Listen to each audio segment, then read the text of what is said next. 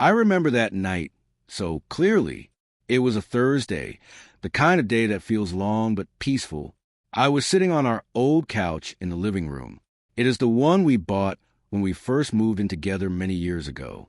It has a soft spot right in the middle that sinks down just right, and it is my favorite place to be after a busy day at the office. The soft light of the lamp cast a warm glow over the wooden floor as I sat there. I had my laptop open, trying to clear out some late work emails, so I could enjoy my weekend without worrying. The house was very quiet. The only sound was the low hum of the fridge, an occasional car driving by outside on the wet road. It was nice and calm. Then my phone made a little pinging sound on the coffee table. It was a notification from a social website where friends share photos of their daily lives. My wife, Lauren, was away on a leadership trip for her company. She was with a big group of managers and leaders from her office. She had just posted a new set of pictures from their evening out on the town. When I first clicked on the post, I smiled. The first photo showed a whole group of her coworkers. They were all standing on a beautiful rooftop in the middle of the city. You could see the bright, glowing lights of the buildings behind them like tiny stars. Everyone looked so happy and full of energy. I felt a little pang of missing her, but I was genuinely glad she was having a good time with her friends. Then I swiped my finger across the screen to see the next photo in the set. That is when my heart felt like it stopped for a second. In the second picture, the big group was gone. It was just Lauren and a man named Eric. Eric was someone I had heard about many times before. He worked in her department, and for a long time, people at her office had a running joke about him. They called him her work husband all the time. They thought it was funny, but I never really liked the sound of it. In the photo, they were standing very close together. Their shoulders were touching, and they were both laughing at something secret. Eric had his arm resting very comfortably across her back, almost like he belonged there. Under the photo, Lauren had written a short note for everyone to read. It said, "I could not have made it through this week without my work husband."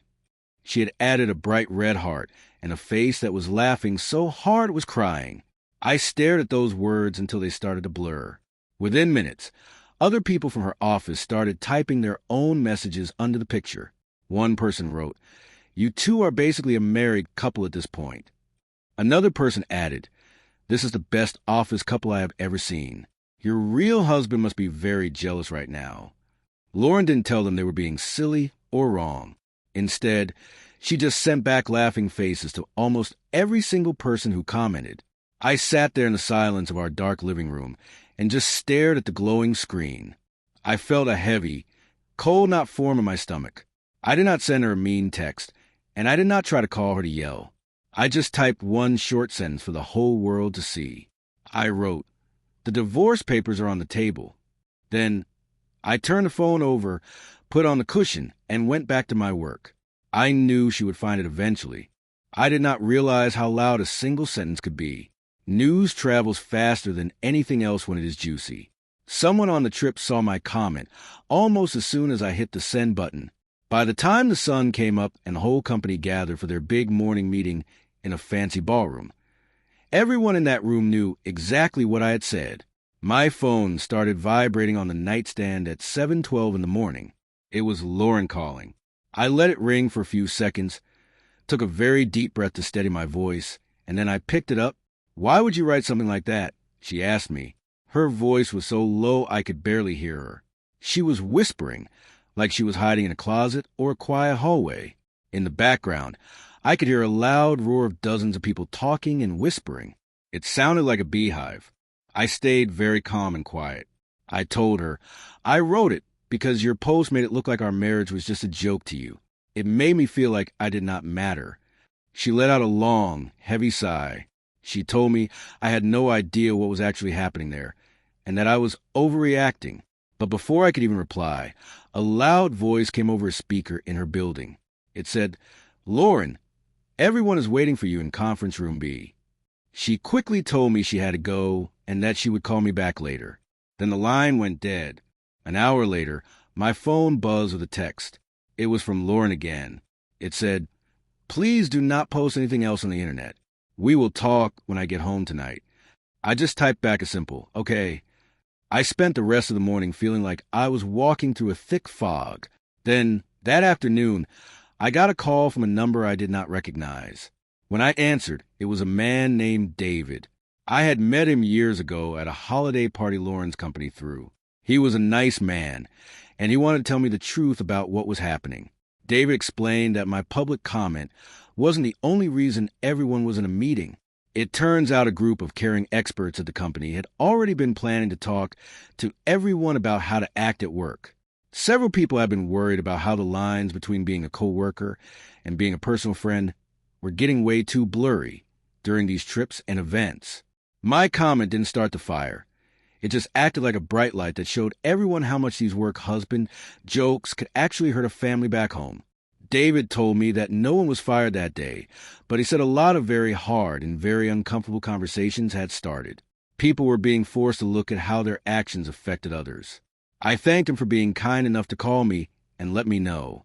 Then I hung up and waited for Lauren to come home. Hashtag face-to-face.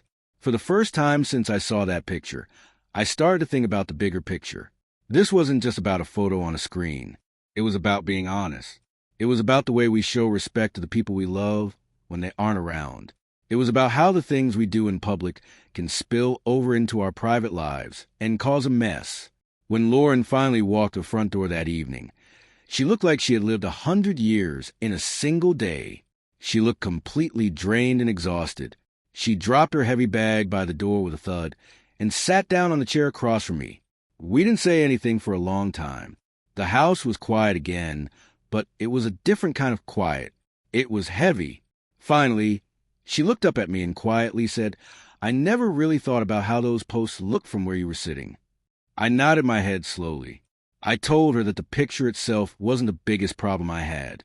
The part that really hurt my heart was that everyone online seemed to know all about her work husband, while her actual husband, the man who shared her life in her home, was left wondering if he was even an important part of her story anymore. I felt like I was being pushed into the background of my own life. Hashtag learning a hard lesson. I saw tears start to pool in her eyes. She didn't try to wipe them away. She told me that the big meeting that morning wasn't about the company being mean or trying to punish her. It was a big, loud reminder that the way we show ourselves to the world has a real impact on the people we love, even if we are too busy to see it in the moment. She looked at me with a very sad expression and whispered that she had spent so much of her time trying to be funny and well-liked at work that she forgot who she was really asking to laugh along with her. She realized she was performing for people who didn't really matter, while hurting the one person who did. For the first time in a very long time, we weren't looking at our phones or checking for notifications. We were just two people looking at each other in the dim light. The next weekend, Lauren did something that really surprised me. Usually, our Saturdays are full of checking emails or scrolling through news, but she suggested we spend the whole day without our phones. She said we'd spent too much time talking through little glass screens and digital messages. We needed to be real again. So, we turned our phones off and put them in a drawer. We drove out to a very quiet park about an hour away. We brought a simple lunch of sandwiches and fruit, and we just walked and talked for hours. The air was fresh, and the trees were starting to turn colors. While we were sitting on a wooden bench near a small pond, she admitted something important. She said that when people first started calling Eric her work husband, she truly thought it was just a silly, harmless joke. It felt like a way to fit in and be part of the office fun. But as time went on, she got so used to hearing it that she didn't even notice she was joining in and making the joke bigger herself. I told her that the biggest problem wasn't that other people said it. The problem was that she had become okay with it. She had let it become a normal part of her day. She nodded slowly, watching a duck swim across the water. She agreed with me. She knew she should have been the one to stop the joke a long time ago, instead of letting it grow into something that could hurt her marriage. A few days after our trip to the park, we decided to go see a kind person who helps couples talk through their feelings. We knew we needed help to make sure our foundation was strong again. During our first talk, the counselor asked us a very deep question. They asked, "When did the joke stop feeling like fun and start feeling like a wall between you?" Lauren spoke first. She said it was the exact moment she realized her husband felt like he was being replaced by a joke she was helping to tell. She saw how her fun was actually causing me pain. Then the counselor turned to me. They asked me why I didn't just wait for her to come home to talk about it in private. I was honest. I told them it was because the conversation about our marriage was already happening in front of the whole world. Everyone was watching us. I didn't want to be mean, and I wasn't trying to destroy her job. I just wanted her to see, in the same public way, that our marriage shouldn't be hidden away or treated like it wasn't a real, sacred thing. I wanted to stand up for us. The counselor helped us see that both of us were trying to protect something, but we were doing it in ways that pushed the other person away. Hashtag a new way of living. The changes we made after that weren't huge or loud. We didn't make any big announcements, but the changes were very real. Lauren stopped joining in on those kind of jokes at work.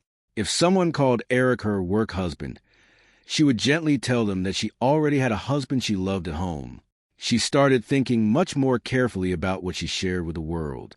On my side, I started being more honest with her right away. If something made me feel bad or left out, I told her immediately instead of letting those feelings sit and turn sour inside my heart.